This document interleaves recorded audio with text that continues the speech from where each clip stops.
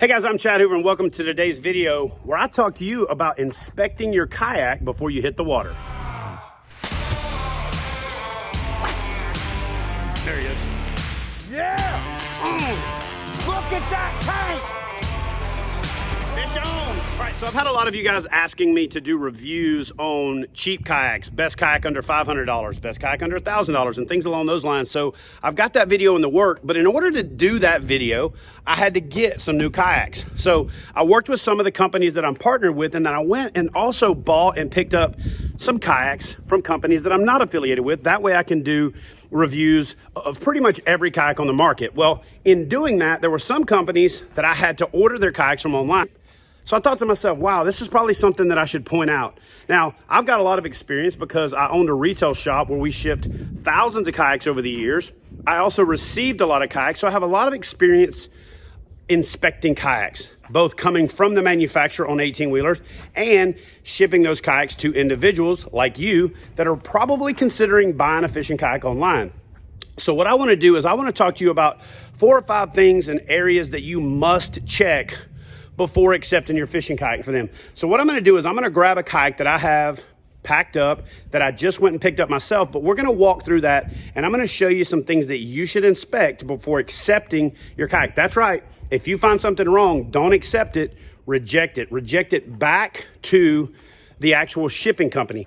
Once you accept that kayak, the game changes. So the first thing I'm going to tell you to do is to do a superficial inspection.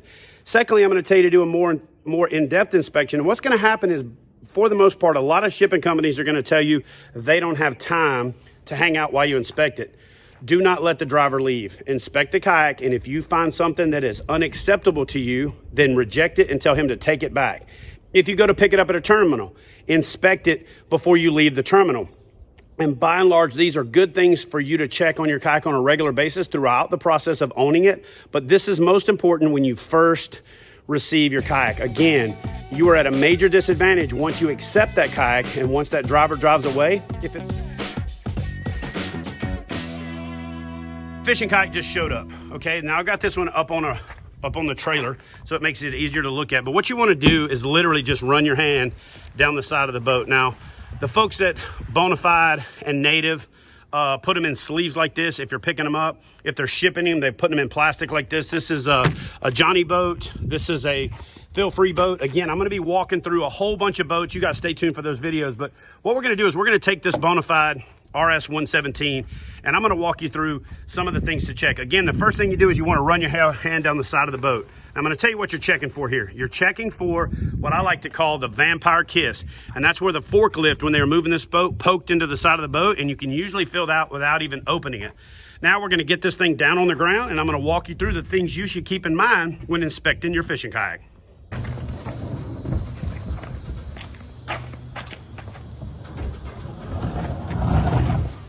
Okay, so again, your kayak just showed up and the delivery guy offloaded it in your driveway, in your front yard, into your garage.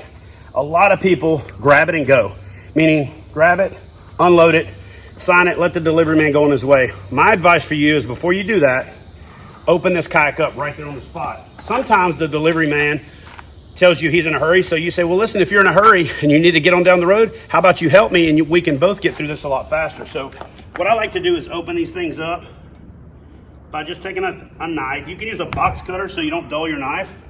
And then usually they're gonna have tape on them. I took it off for the sake of making this video easier and quicker. One person grabs one end of the kayak and you can usually just hold on to it and they can pull it out. But these little socks that Big Adventures puts on their boat are awesome. Now, first and foremost, a lot of premium companies have learned how to protect their boat and to protect your investment. For example, one of the things that Bonafide does is they don't ship it with the front and back handles on. I can't tell you how many times in my years of owning a retail shop that customers called me and said, hey, I got my boat and the front handle was broken, which means it then ripped the insert out, which means the boat is really damaged. So what a lot of companies have done is they've learned how to pack their boats for shipping, and they've learned to not put the handles on. I'll talk to you about that in just a second. The first thing you're going to want to check when you get a boat is overall visual. Hey, let's look for anything obvious. There's nothing obvious sticking out on this boat. Front handle, back handle, and the back of the seat are the number 1, number 2, and number 3 most frequently broken things. Now, before I get into a real in-depth deal and I start popping the cardboard off and I start doing things like that, the number one reason I'm gonna reject a boat is hull damage, okay? A lot of stuff is cosmetic. If your seat back is broken, you can contact the company, they'll send you a seat back. You don't have to go through the process of shipping the boat back and getting a new boat shipped to you, and that works out better for everybody. But if the hull is damaged, I'm 100% reject the boat, okay? You don't want to compromise hull. So grab the boat, turn it up on its side, and walk down the entire side of the boat. You're gonna walk down the boat looking for obvious damage. Again, anything like a fork trip hole is gonna stick out like a diamond in a billy goat's butt, you know what I'm saying? Flip the boat down, walking around again, looking for anything obvious. Pop the boat up on the side again, checking that entire side, and then 100% always do this. Go to the other side and lay that boat down, upside down. So what you're looking for is you're gonna be looking for cracks and defects along the leading edge of the scuppers. What'll happen is the scupper is a little tube that goes through the boat. So if they stack these things and they put too much weight on it, that tube can be forced through the bottom or through the top, depending on how they stack it. So you always want to check the leading edge and the trailing edge of your scuppers.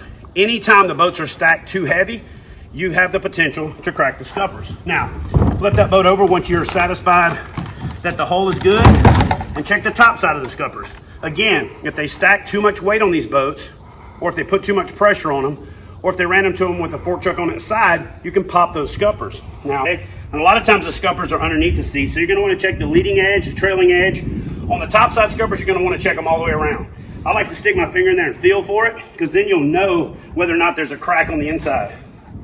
Lots of manufacturers have got really smart by taking their seats apart. One of the number one areas they used to break on fishing kayaks is when they would put the seat back on like this, and there was too much weight on there, it would pop the back. So companies, pretty much every company in the industry has now gotten smart enough that the seat ships separated so that it doesn't break. But you still want to inspect the tips. You want to inspect all of the weak areas on your seat frame to make sure that your seat's good to go. Once you know that all your seat pieces are good, check your handles, check your cockpit. By and large, a lot of accessories ship inside of access holes like that, or they will zip tie them to the back. Next thing you're gonna wanna do is you're gonna wanna pop this bag off. And again, sometimes your delivery driver is gonna be like, hey man, I really gotta get going. Don't let that delivery driver leave until you make sure you got everything that you want. Then you pop this bag off. There's usually an inventory sheet on the inside. Take that bag, pop it open. And what I like to do is lay everything out on the ground, just like so. Then I look at my sheet, and my sheet says, you should have a handle, got it. Handle, got it. 4 pieces of hardware, got it. So I'm good to go, right? So that means I've inspected for the components. If you have a component problem, you don't necessarily have to reject the boat. In fact, I highly recommend that you don't reject the boat for something cosmetic like a handle or a seat, but you annotate it, okay? You get it on the bill of lading. What I usually do is sign for it, put a note on there with an asterisk, seat back broken, and then I take a picture of it with my phone, and I make sure that they give me a copy, and then I usually take a picture of the delivery driver as well. They don't always like it, but they don't have to like it. You're protecting your investment. So, all right, guys, so listen, it's real simple. Inspect your boat before you accept it. There's nothing wrong with ordering a boat online. In fact, I'm a big fan of it. I used to ship boats all over the country and got people to get into kayak fishing that otherwise wouldn't have had access to it. If you've got a shop near you, support that local shop. Go in and see that boat and touch that boat and feel that boat before you get in the water. But don't let that be a hindrance if you have to order it.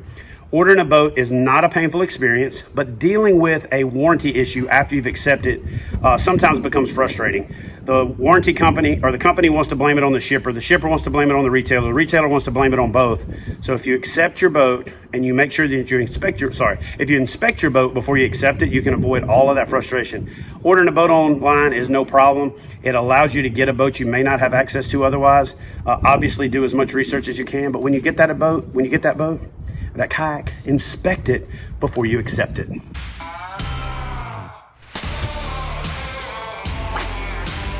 There he is. Yeah! Look at that tank! Fish on!